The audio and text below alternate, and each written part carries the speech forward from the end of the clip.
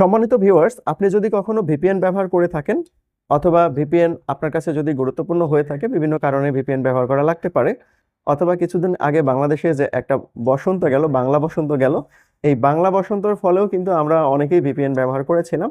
তো ভিপিএন ব্যবহার করার ফলে দেখা গেল আমরা ফেসবুকে লগ ইন করতে পেরেছিলাম বা ইনস্টাগ্রামেও লগ ইন করতে পেরেছিলাম। তো এখন সবকিছু সরকার আবার আনব্লক করে দিয়েছে, সো ভিপিএন ছাড়াই আমি সবকিছু ব্যবহার করতে পারছি, আমরা সবাই ব্যবহার করতে পারছি। তো ভিপিএনটা আমরা আমাদের মোবাইল থেকে মোটামুটি সবাই আনইনস্টল করে দিয়েছি, কিন্তু আনইনস্টল করে দেওয়ার পরেও দেখা যাচ্ছে যে কিছু লিঙ্ক ব্রাউজারের সাথে ইন্টারঅ্যাক্টিভ হয়ে আছে, যার ফলে দেখা যাচ্ছে যে আমাদের প্রতিনিয়ত যে ইনফরমেশনগুলো আছে বা আমরা ব্যবহার করছি সেগুলো সেই ভিপিএন কিন্তু চাইলে ব্যবহার করতে পারবে বা সংগ্রহ করতে পারে।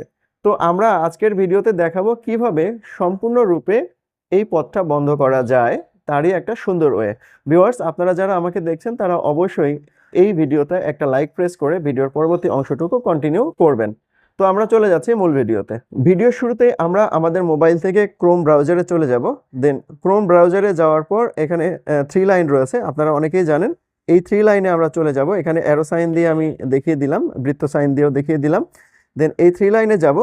3 লাইনে যাওয়ার পর দেখুন এখানে নিচের দিকে সেটিং রয়েছে, এই সেটিংয়ের উপরে কিন্তু আমাদের যেতে হবে। দেখুন এখানে সেটিং রয়েছে, এই সেটিংয়ের উপরে আমরা ক্লিক করব। দেন এখান থেকে সেটিংয়ে চলে যাব।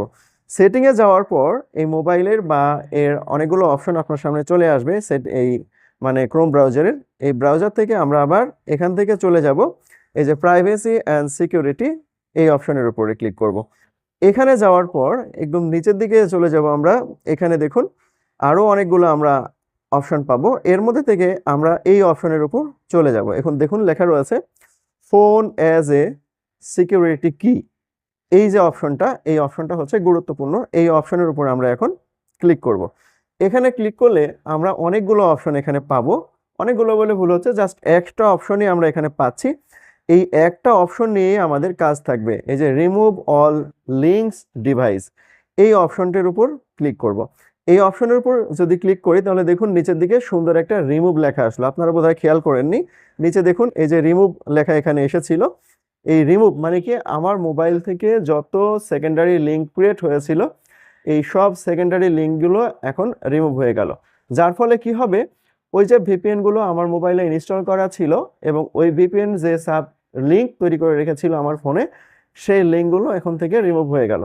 যার ফলে কি হবে, ওই ভিপিএন আর আমাদের এই মোবাইলের কোনো তথ্য কালেকশন করতে পারবে না বা সংগ্রহ করতে পারবে না। সো এটা আপনার জন্য অনেক জরুরি যদি আপনি ভিপিএন ব্যবহার করে থাকেন, আর যদি না ব্যবহার করে থাকেন তাহলে আপনার জন্য ঝুঁকির কোনো কিছুই বহন করবে না। তো ভিউয়ার্স, আজকের ভিডিও এতটুকুই ছিল। ভিডিওটা কেমন লাগলো অবশ্যই কমেন্টে জানাবেন, আর এরকম ভিডিও যদি রেগুলার পেতে চান তাহলে অবশ্যই চ্যানেলটা সাবস্ক্রাইব করে বেল আইকন বাজিয়ে দিবেন। সবাই ভালো থাকবেন, সবাইকে অনেক ধন্যবাদ।